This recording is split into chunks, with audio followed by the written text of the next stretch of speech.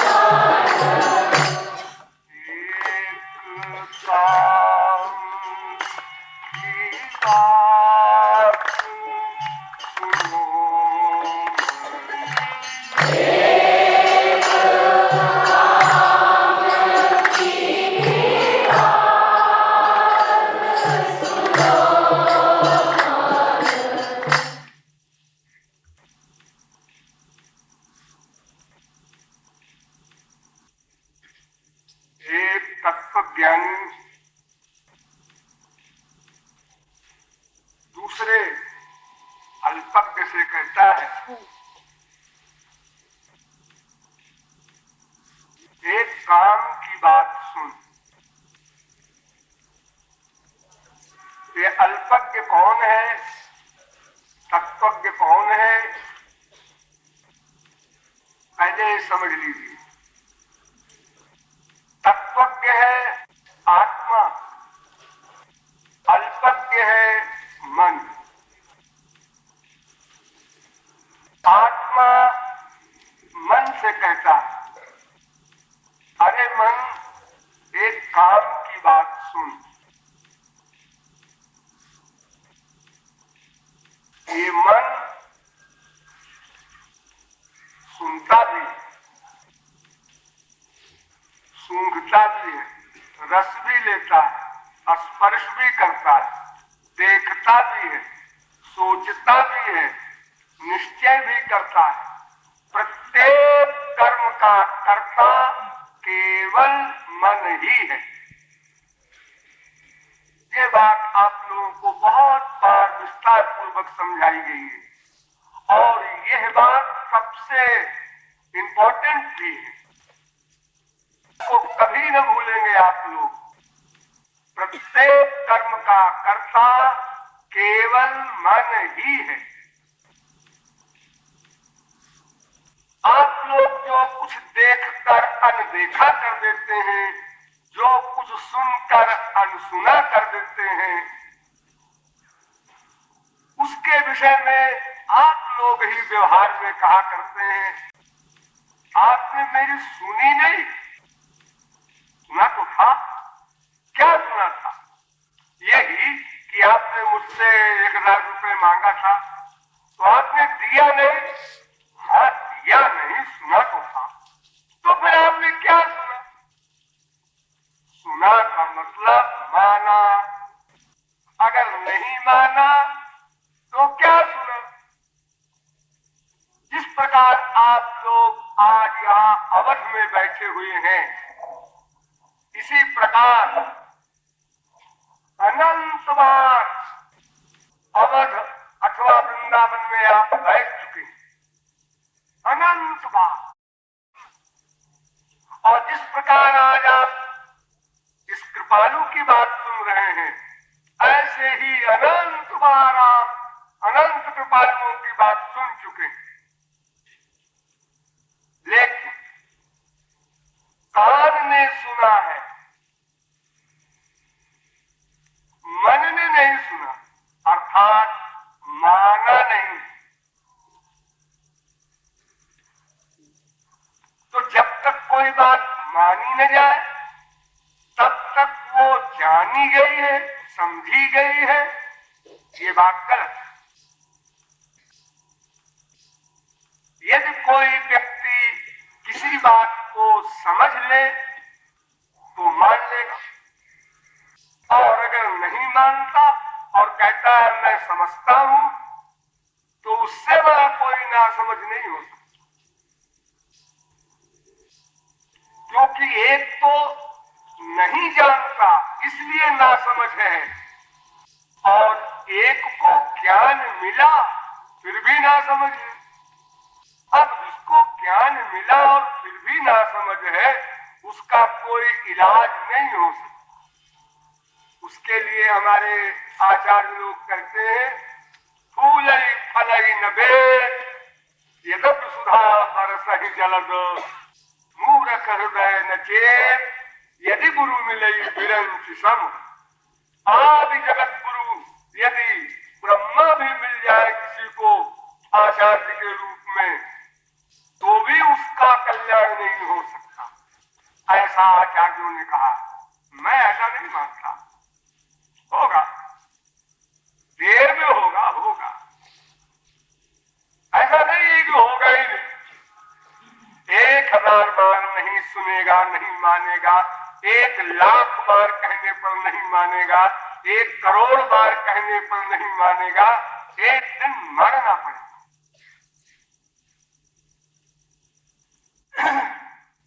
क्योंकि सभी जीवों की ऐसी अवस्था कभी रहती है जिसके लिए ये लाइन लिखी गई है, मूर्ख हृदय न चेत।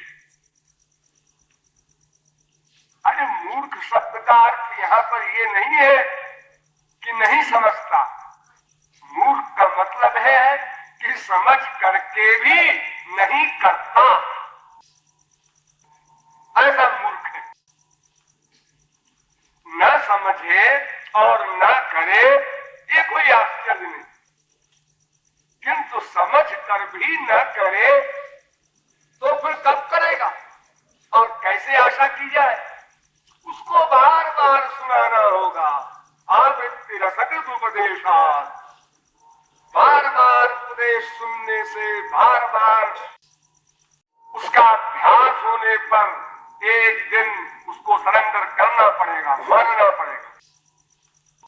इसीलिए एक बात को वेद कह रहा है, उसी बात को 100 बार पुराण कह रहा है, 1000 बार अनंत अनंत धर्म ग्रंथ कह रहे हैं, और संत भी अनंत बार आपको वही बात बताए जा रहे हैं। क्योंकि आपने माना नहीं अभी तक, और वे लोग आशावादी हैं, शायद अब की बार मान जाए, शायद अब की बार मान ले, इसलिए वो अपना काम करते रहते हैं। तो एक काम की बात सुना रहा है, काम की बात, और इसलिए सुना रहा है, इस आत्मा को जो शरीर मिला है वो मानव देह का शरीर है, अर्थात सबसे उच्च कक्षा में बैठा है इस समय वो आत्मा। इसके आगे और कोई क्लास है ही नहीं। 84 लाख प्रकार के शरीर हैं, उसमें देवता आदि भी है, किंतु सर्वश्रेष्ठ मानव देह है। ये बात आप लोगों को बहुत बार समझाई जा चुकी है विस्तार पूर्वक। अर्थात ये मानव देहधारी आत्मा सर्वोपरि स्थित है संसार में। इस संसार में सर्वोपरि क्लास जो है वो मानव का है, इसके आगे बस भगवान है, बीच में कोई नहीं। इसका आखिरी जो स्टेशन है, इसके आगे वाला, वो भगवत प्राप्ति ही है और कुछ नहीं है पाना। शेष मानव देह मिल गया, मानव सर्वोच्च कक्षा वाली वस्तु मिल गई। इसीलिए वेद कहता है, मनुष्यो उद्यानम ते पुरुषो नावयानम। तुम मानो हो, बस एक छलांग और लगाओ, छुट्टी। छुट्टी माने मुक्ति, मुक्ति माने प्रेमानंद। और अगर नहीं लगाओगे, नहीं सुनोगे, तो जानते हो ये संसार है, चाहे वृक्ष योनि में कोई आत्मा हो, मानव देह में हो, सर्वोच्च कक्षा में, वो सरक आएगा। संसार माने जानते हो ना, सरकने वाला। यहां हर वस्तु सरकती रहती है, कोई नीचे, कोई ऊपर, कोई दाएं, कोई बाएं, घूमती रहती है, सरकती रहती है। सबसे ऊंची कक्षा में जाकर सरक कर आप हीनतरम्बा विशंति, फिर आ सकते हैं तिर्यक योनियों में, फिर आ सकते हैं अचेतन योनियों में, वे छात्र भी बन सकते हैं। अनंत बार यही सरकना हमारे साथ हुआ है। मानव बने, फिर दानव बने, फिर देवता बने, फिर पशु पक्षी बने। इसी 84 लाख में हम सरकते जा रहे हैं। तो देखो, ये चांस है, और ये चांस ऐसा नहीं है जो अच्छा अब की बार सही, अब की बार यानी मृत्यु के पश्चात अब की जब मानव देह मिलेगा ना, लड़कपन से ही काम करेंगे। ये तो आपने हर मानव देह में यही सोचा, आपको याद नहीं। फिर मानव देह फिर मिलेगा। ये किस कर्म के आधार पर आप प्लान बनाए हुए हैं? आपने क्या किया है जो मानव देह के अधिकारी बनेंगे? इतनी बड़ी वस्तु आपको भगवान ने दी, कृपा करके। कबहू ककारी करुणा नर देहि देत ईशु, बिनु हेतु सनेही। ये भगवत कृपा से मिला है मानव देह। इसको किस प्रकार समाप्त किया जा रहा है? लड़कपन में खेले, बीए में पीएचडी किया, एक ब्याह किया, 2, 4, 6, 10 बच्चे हुए, नाती पोते हुए, और 10-20 लाख करोड़ अनेक प्रकार के पाप कर्मों से इकट्ठा करके संसार से चले गए। तो भाई तुमने कुछ किया नहीं? हाँ, वो सोच तो रहा था अब करूंगा, अब करूंगा, किंतु कुछ किया नहीं, करने का नंबर नहीं आया, सदा उधार करता रहा। तो मानव देह पाकर ही हम कर सकते हैं, ध्यान दीजिए। और किसी देह में भी हम साधना नहीं कर सकते। अर्थात वो बात जो मानने के लिए कह रहा है तत्वज्ञ, हम मानने की बात सोच भी नहीं सकते। अच्छा चलो, क्या बात कहना चाहते हैं आप, एक तो बताइए। बड़े काम की बात है, और एक ही बात कहना है मुझे, 10-20 बात नहीं, क्योंकि कई बात कहने में कंफ्यूजन हो जाता है, मेमोरी खराब है मनुष्य की। तो एक ही बात कहना है। क्या बात? आप लोगों को आनंद चाहिए, प्रेम चाहिए, शांति चाहिए, सुख चाहिए, चैन चाहिए, मजा चाहिए, लुत्फ चाहिए, हैप्पीनेस चाहिए, जो कुछ भी आप बोलते हैं जिस भाषा में भी, हाँ वही वस्तु चाहिए। वो वस्तु अनादिकाल से अब तक नहीं मिली। हाँ, नहीं मिली। क्यों नहीं मिली? वही बात तुमने नहीं मानी, नहीं सुनी, जो बात हम बताने जा रहे हैं। क्या बात? देखो, तुम दो हो, बड़ी सीधी सी बात है। तुम दो हो, मैं दो हूं, हाँ? एक तुम आत्मा, एक तुम शरीर प्लस आत्मा, एक तुम केवल आत्मा, और एक तुम शरीर प्लस आत्मा। केवल शरीर कुछ नहीं है, वो न तुम है गलत और न तुम है सही। देखो ये शरीर पंच महाभूत का बना है। इसका असली नाम क्या है? पृथ्वी। ये क्या है मैं हिला रहा हूं? जो क्या हिला रहा हूं? पृथ्वी।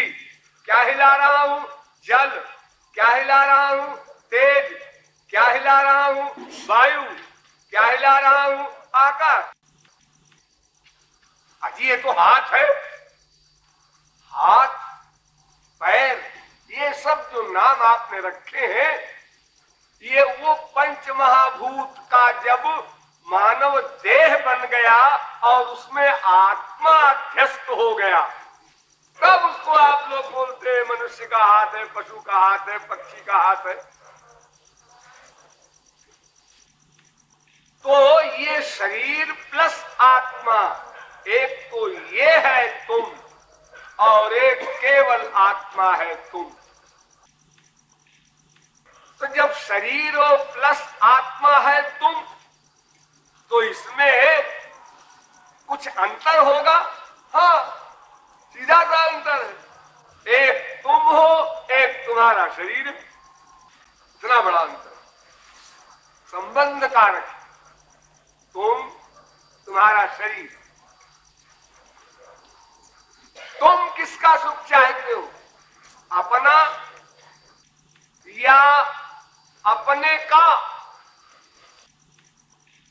यानी मैं का सुख चाहते हो या मैं के अतिरिक्त तो और किसी वस्तु का सुख चाहते हो? नहीं जी, मैं तो मैं का सुख चाहता हूं, अपना, अपना सुख चाहता हूं। अपने सुख के लिए ही हो, ये भी इकट्ठा करो, वो भी इकट्ठा करो, एक बीबी लाओ, एक पति लाओ, बच्चों को भी इकट्ठा करो, और भाई बहन और संसार। ये सब क्यों? अपने लिए, मैं के लिए, केवल मैं के लिए, दूसरे के लिए नहीं। हम कोई चीज इकट्ठा करते हैं, उसके पहले प्लान बन जाता है मैं के लिए। इकट्ठा करना और उसके लिए प्रयत्न करना है तो बाद में होता है, पहले मैं के लिए, अपने लिए। तो ये जो असली मैं है, असली तुम है आत्मा, बस वही तुम है, वही मैं है। और दूसरा जो है वो मैं नहीं है, वो मैं का है, तुम का है। यानी ये शरीर, हमारा शरीर यानी मैं का शरीर, तुम्हारा शरीर यानी तुम का शरीर, यानी माया का शरीर। बस इतनी सी बात समझना है। हाँ, इतनी सी बात समझ में नहीं आई आप लोगों के अनंत जन्मों में। और दम भरते हैं आप लोग, घड़ी कितनी बातें हम समझते हैं। हाँ, बहुत सी बातें समझते होंगे, लेकिन वो काम की बात नहीं है, वो सर्वनाश की बातें आप समझते हैं। यानी ज्ञान है, विपरीत ज्ञान है। विपरीत ज्ञान, सही ज्ञान नहीं, विपरीत ज्ञान है। जैसे आग के पास बैठो तो ठंड चली जाएगी, सही ज्ञान। और क्यों जी आग के पास बैठे तो ठंड चली जाएगी, इससे अच्छा हम और आपको बताएं रास्ता। क्या? आग में बैठो तो एकदम ठंड चली जाएगी। वाह, क्या बुद्धि लगाया। हाँ जी, जब आग के पास बैठने से ठंड चली जाती है, तो आग में ही डायरेक्ट क्यों न बैठो, एकदम ठंड चली जाए। अर्थात वो जाने वाला ही ठंडा हो जाए हमेशा के लिए। तो कोई भी ज्ञान यदि सही नहीं है तो उसका परिणाम भी सही नहीं हो।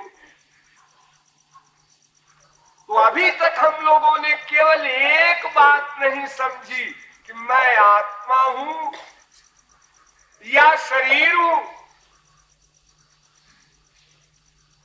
अगर मैं आत्मा हूं तो फिर मुझे अपने सुख की चिंता होनी चाहिए, और अगर मैं शरीर हूं तो फिर शरीर के सुख की चिंता होनी चाहिए। लेकिन एक ऐसा उदाहरण है हम लोगों के सामने कि जिसको घोर मूर्ख भी समझ सकता है कि मैं शरीर हूं कि मैं आत्मा हूं। मां के पेट में बच्चा आता है, क्या पता कैसे बच्चा आता है जी। वो शरीर पहले बनता है, फिर आत्मा आती है कि आत्मा साथ साथ आती है कि पहले आत्मा बैठकर परखती रहती है, जब शरीर बनता है तब घुस जाती है, पता नहीं कैसे होता है।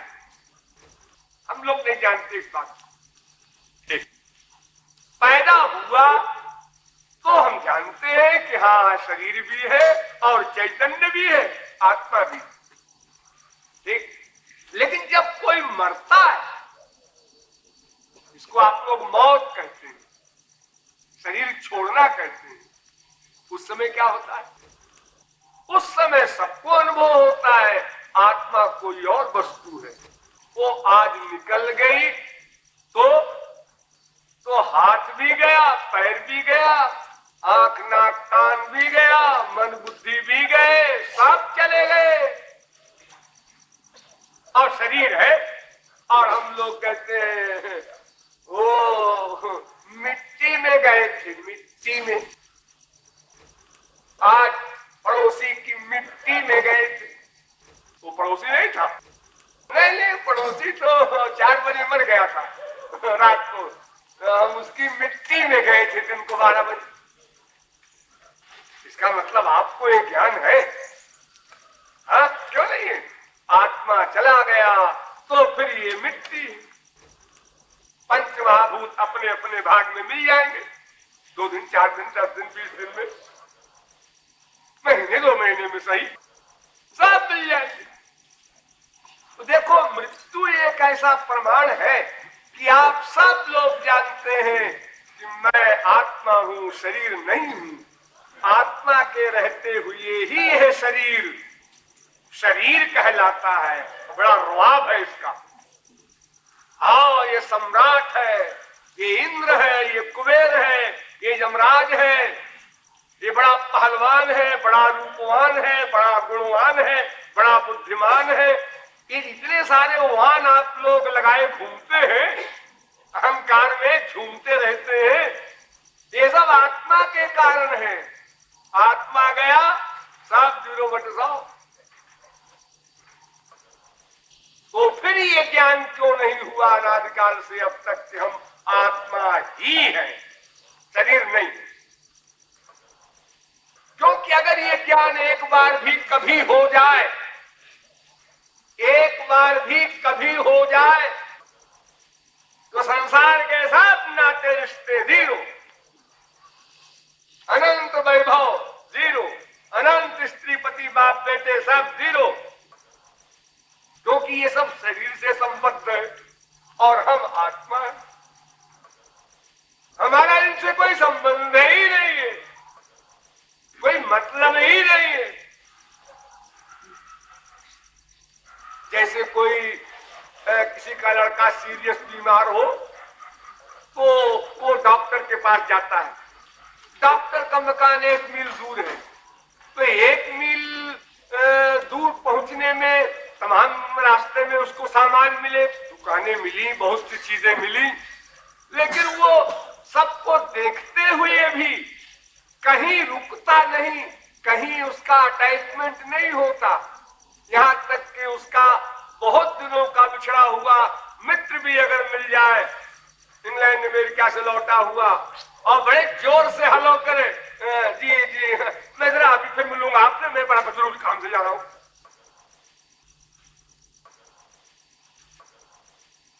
तो उसी प्रकार हम आत्मा यदि अपने आप को मान लेते तो तो अनंत कोट संसार के सामान, अनंत कोट स्त्री पति बाप बेटे सब इकट्ठे होकर कहते मैं तुम्हारा हूं, मैं तुम्हारा हूं, तो हम हंस देते तुम हमारे हो। पूरा ढीला है कि आधा, तुम हमारे हो। अरे तुमने अनंत जन्म में हमको यही कह करके धोखा दिया, हम तुम्हारे बाप हैं, हम तुम्हारी बीवी हैं, हम तुम्हारे बेटे हैं, और अनंत जन्म हमने बर्बाद कर दिए तुम्हारे वाक्यों पर विश्वास कर। इतनी से तो भूल हुई हमसे कि मैंने अपने को आत्मा मानना बंद कर दिया। मैं शरीर हूं, ब्राह्मण हूं, बंगाली मद्रासी पंजाबी हूं, उसकी बीवी हूं, उसकी मां हूं, उसकी बेटी हूं। ये बीमारी पाल करके ही तो मैंने अपने आप को बर्बाद किया। अगर वही ज्ञान हमेशा रहता मैं आत्मा हूं, तो पहला क्वेश्चन होता फिर मेरा है कौन? मेरा जो होगा मैं उसकी तलाश में अपना सर्वस्व निछावर कर दूंगा। कौन है मेरा, मैं हूं किसका? बस एक क्षण को चैन न मिलता यदि आप अपने को किसी समय एक बार भी आत्मा मान लेते। पागल हो जाते यह जानने के लिए मैं किसका हूं, मेरा कौन है। और अगर ये न भी जान पाते तो कम से कम ये तो जान लेते कि ये सब मेरा नहीं है। 50% तो आपका ज्ञान यही है कि ये सब मेरा नहीं है।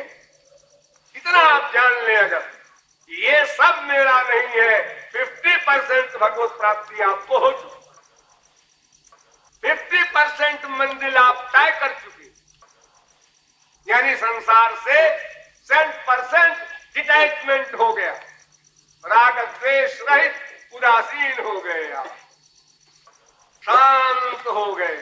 हाँ, ये सब मेरा नहीं है।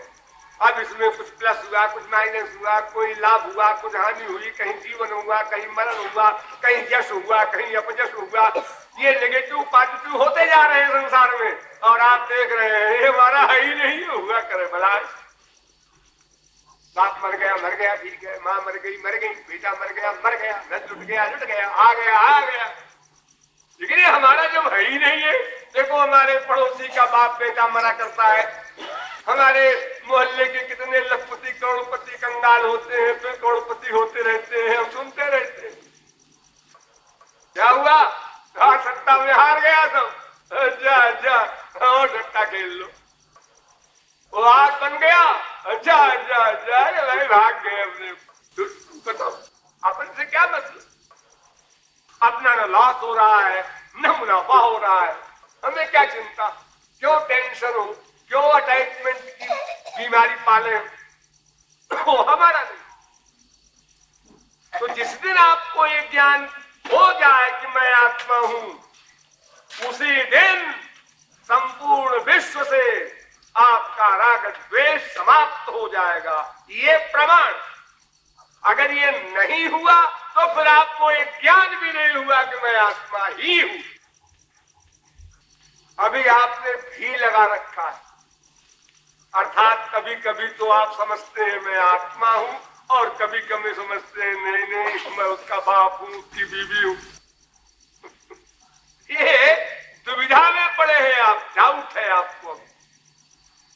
अभी आपका डिसीजन नहीं हुआ, पक्का निश्चय नहीं हुआ। और जैसे आप अपने आप को सदा महसूस करते हैं मैं, जागते समय भी मैं, स्वप्न में भी मैं, सुषुप्ति में भी मैं, केवल मैं। 50 वर्ष बाद भी आप सोचते हैं मैं 50 साल पहले आया था अयोध्या, हमेशा वही मैं आज आया हूं। ज्ञान उसे कहते हैं जो सदा बना रहे। वो ज्ञान किस काम का? सवेरे हमको याद था मैं उसका बाप हूं, दोपहर को हमने फिर निश्चय किया नहीं मैं उसका बेटा हूँ, शाम को फिर निश्चय किया कि नहीं नहीं मैं उसका पड़पोता हूँ। ये कौन सा ज्ञान है आपका? वो तो अस्पताल भेज दे रहा है काशी। जो अपने को बार बार चेंज करे तो वास्तव में अभी हमको यह ज्ञान नहीं हुआ। ये बात मान ली। जिद करने से कोई लाभ नहीं, क्योंकि अगर हम अपने आप को जान लें कि हम आत्मा है शरीर नहीं है, तो फिर हमें रिसर्च करने के लिए एक क्षण का भी उधार नहीं करना होगा कि मैं आत्मा हूं तो क्या हूं, कहां से आया हूं, किसका हूं, मेरा कौन है, मेरा एम क्या है, उद्देश्य क्या है। फिर ये सारे सवाल एकदम घेर लेंगे हमको, और फिर जब इतनी बड़ी जिज्ञासा, इतनी बड़ी प्यास, इतनी बड़ी भूख हमारे अंदर हो जाएगी, तो फिर किसी महापुरुष को हमारे उद्धार करने में 2-4 दिन और 2-4 घंटा नहीं लगेगा। ईश्वर को प्राप्त करने में कुछ मेहनत नहीं है। मेहनत इसी में है कि हमने जो अपने आप को शरीर मान लिया और शरीर मानकर अनंत जन्मों में अभ्यास कर डाला, वो गड़बड़ जो हमने पाल ली है, बस उसी के हटाने का सारा प्रयत्न है। जो भी साधना वेद से लेकर रामायण तक लिखी है, बस इसी के लिए लिखी है कि हमारी ये गलत जो धारणा है, जो निर्णय है, जो विचार है गलत हमारा, ये किसी प्रकार निकले हमारी मस्तिष्क से। मैं अपने आप को ठीक ठीक मानूं कि मैं कौन हूं।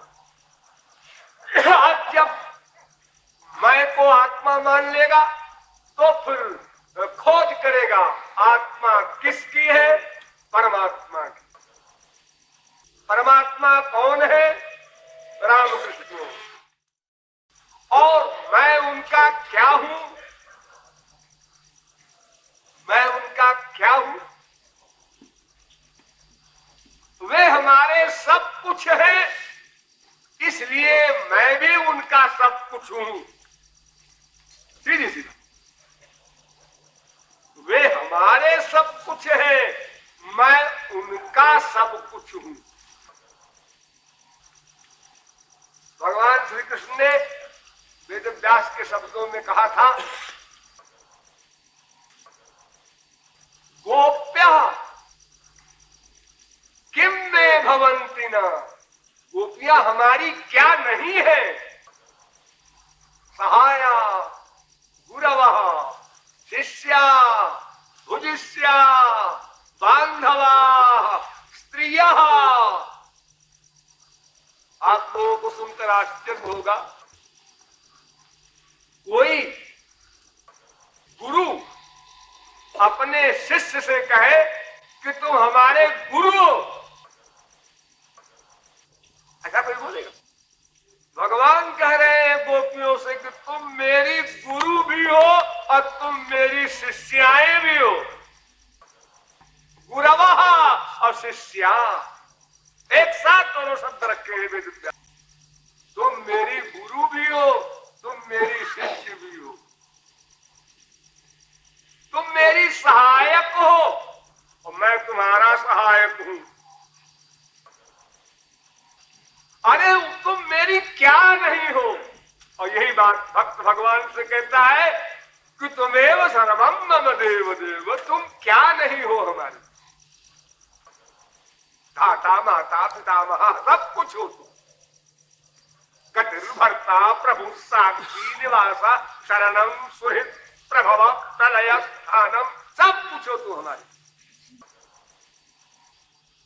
जो जो रिश्ते आप लोग देखते हैं या सोच सकते हैं या नहीं सोच सकते, सब रिश्ते केवल एक ही, और उसमें भी ही लगा है। ध्यान दीजिए, आपके बेटे हैं लेकिन 2 है, 4 है, 4 खड़े हो गए। हम भी आपके बेटे हैं, हम भी आपके बेटे हैं, हम भी आपके बेटे हैं। बहन खड़ी हो गई 4, हम भी तुम्हारी बहन है, हम भी तुम्हारी बहन है। लड़कियां भी खड़ी हो गई 8, हम भी तुम्हारी लड़की हैं, हम भी तुम्हारी लड़की हैं। लेकिन भगवान से हमारा जो नाता है वो केवल एक ही से है। एव शब्द लगा है वहां। इसलिए ये बात भी खत्म हो गई कि संसारी जो माँ बाप बेटा स्त्री पति वगैरह है ये भी है हमारे, ये अलग अलग है, अलग अलग। संसार में एक ही आदमी सब नहीं बन सकता। एक बाप होगा, एक बेटा होगा।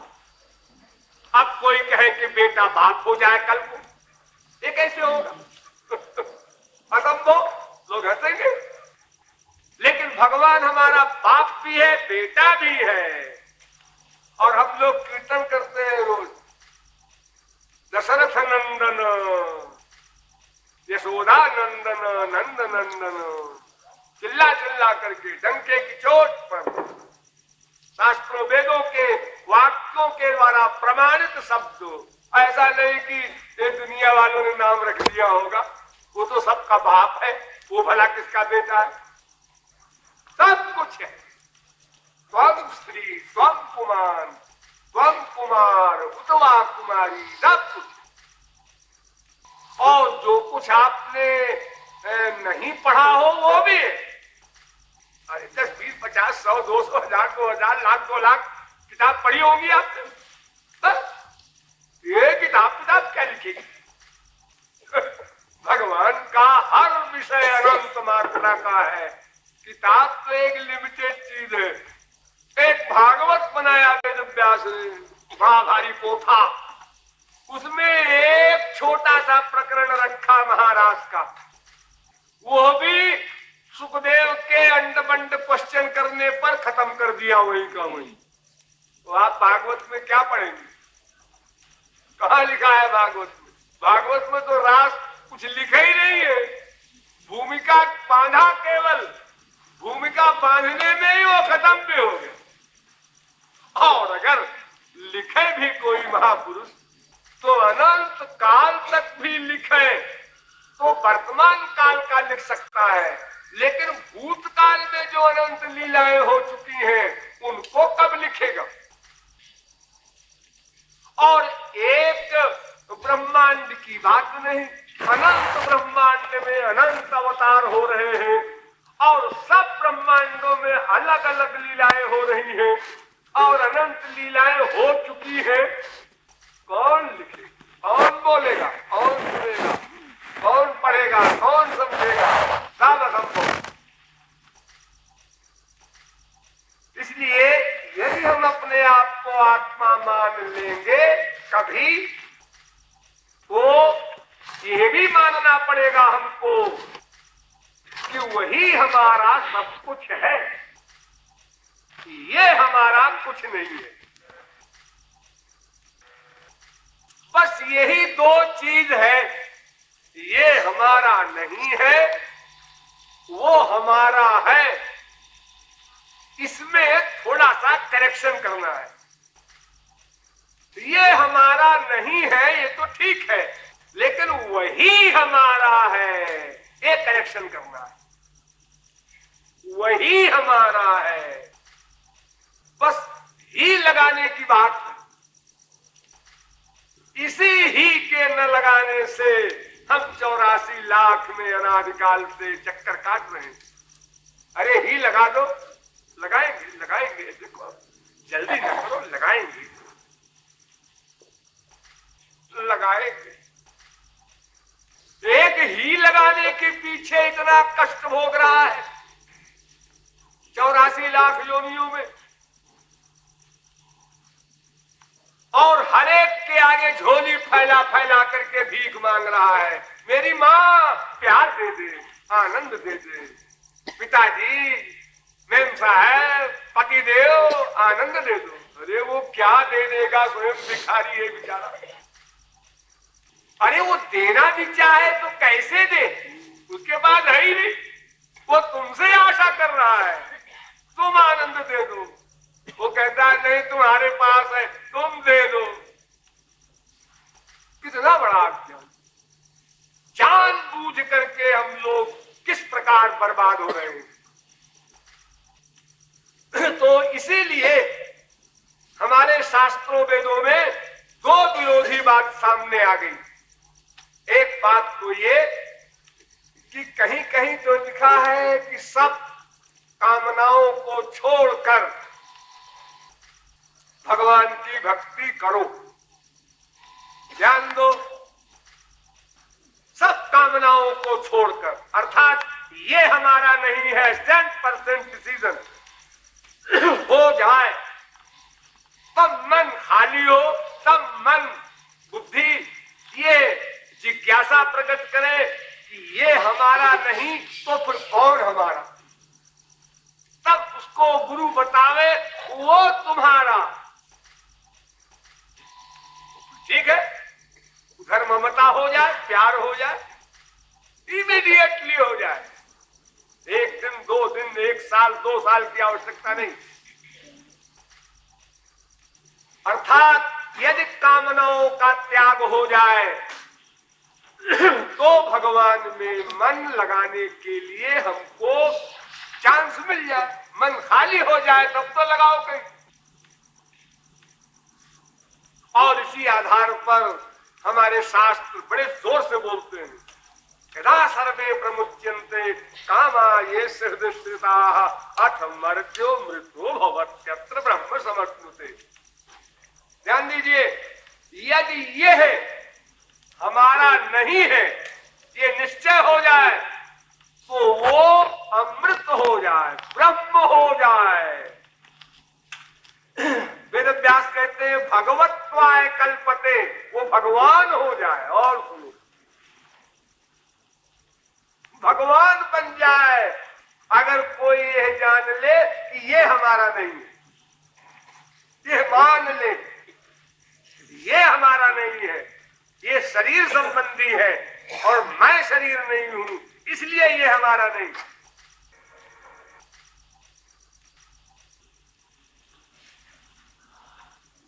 और इसी आधार पर वेद कहता है उपासते पुरुषम ये ह्यकामा, कामनाओं को छोड़कर जो उपासना करता है वो शुक्रम एतत् अतिवर्तन्ति धीराः, इस भवारणों से उत्तीर्ण हो सकता है।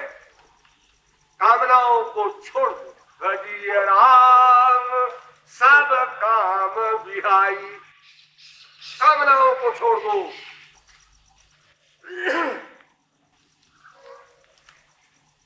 बात बिल्कुल, अरे गधे की अकल से समझ लेना चाहिए।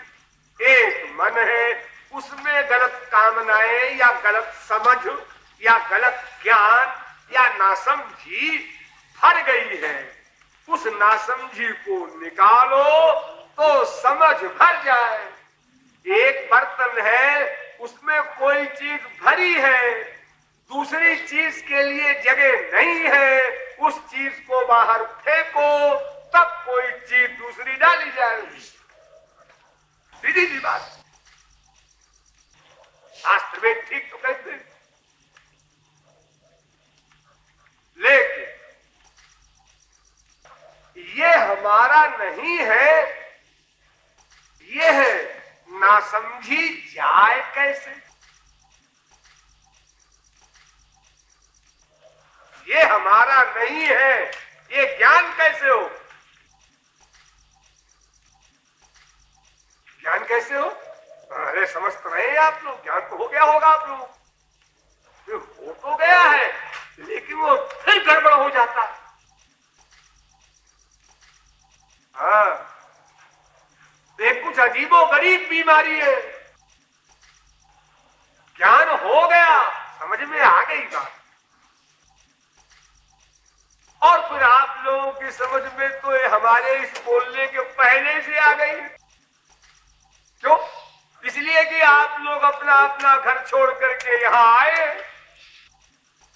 इससे सिद्ध हो रहा है कि आप लोग समझ चुके हैं कि ये हमारा नहीं है, वो हमारा है, इसलिए यहां नहीं रहेंगे, वहां चलेंगे।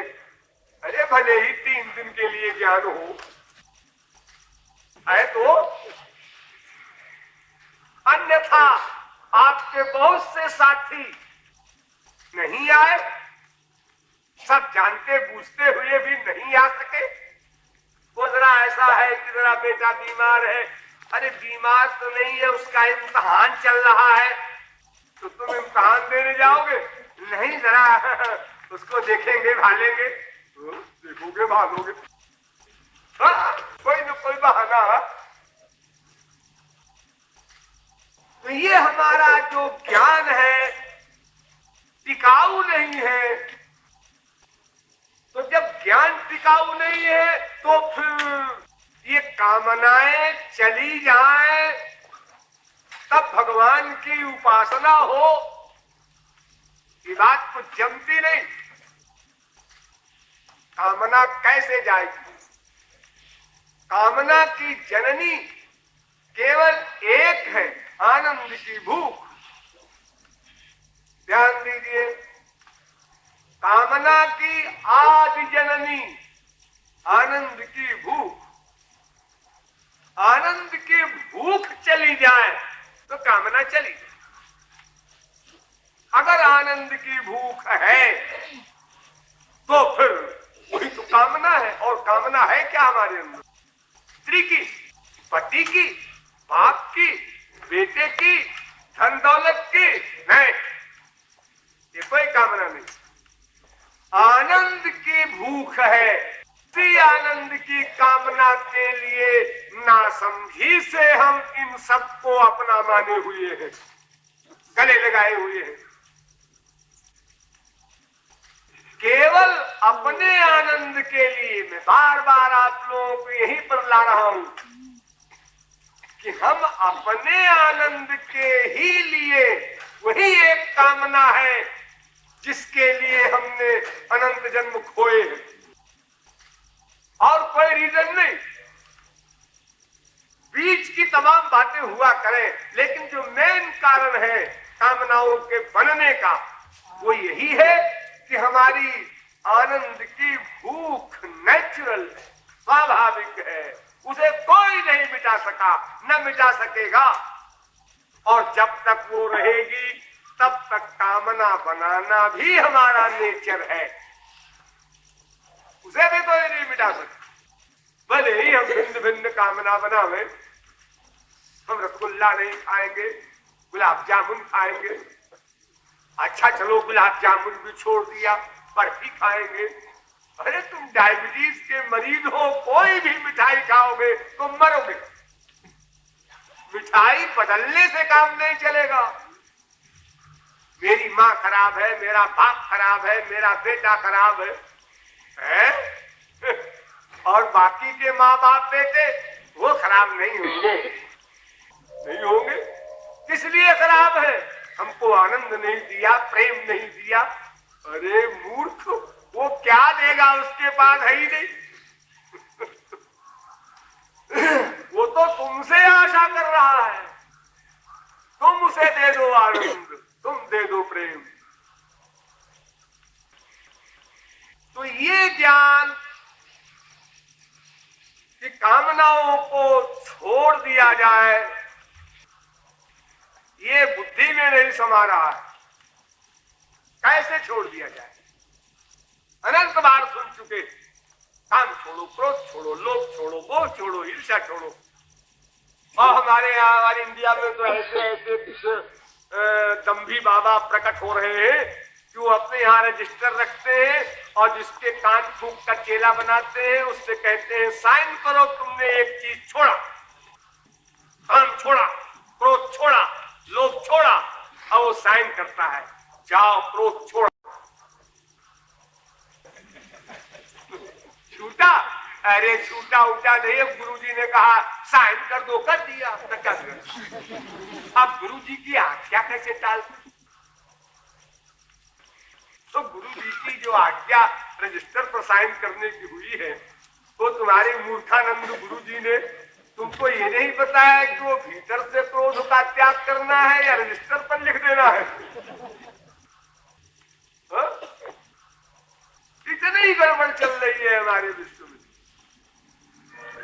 लेकिन आप लोग इतिहास पढ़ते हैं, बड़े बड़े योगींद्र मुनींद्र सृष्टि कर देने में समर्थ विश्वामित्र आदि भी क्रोध को नहीं भगा सके, काम को नहीं भगा सके, लोभ को नहीं भगा सके कोई सूरत में। फिर कैसे कहता है वेद, या कामा यदा सर्वे प्रमुच्यन्ते कामा ये हृदय श्रिता, ये कैसे कह रहा है? जब असंभव है कोई कार्य तो वेद कैसे कहता है कि ऐसा अगर हो जाए? कैसे हो जाए?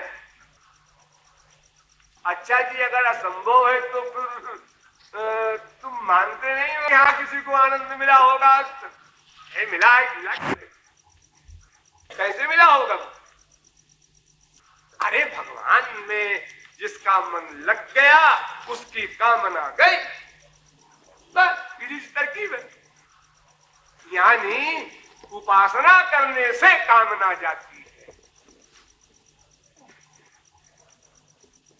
उपासना करने से कामना जाती है। कामना के भगाने का प्रयत्न ना करो, भागेगी नहीं।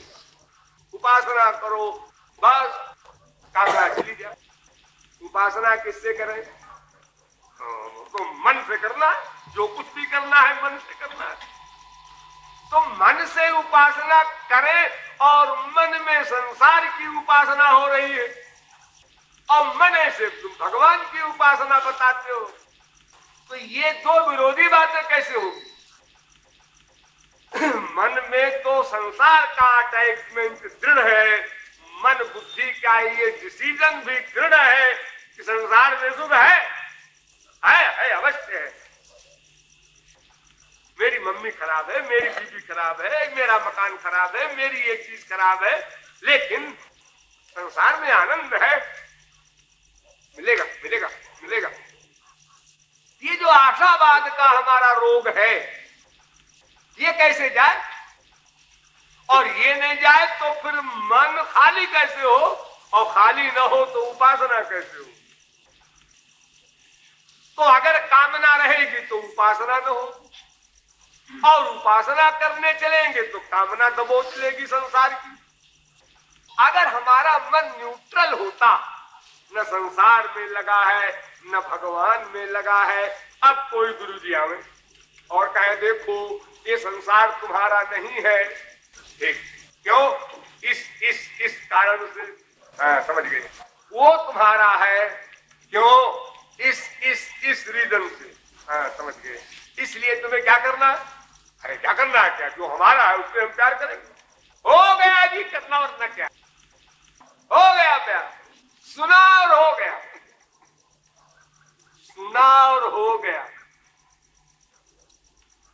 आप लोगों को बहुत बार बताया गया है, संसार में जैसे कोई लड़की जा रही है युवती, और कोई युवक साइकिल से आकर के कंधे पर हाथ धर दे या उसकी चुनरी को खींच ले, तो कितने क्रोध में आएगी सुशील बाला वो, और चप्पल उठा लेगी।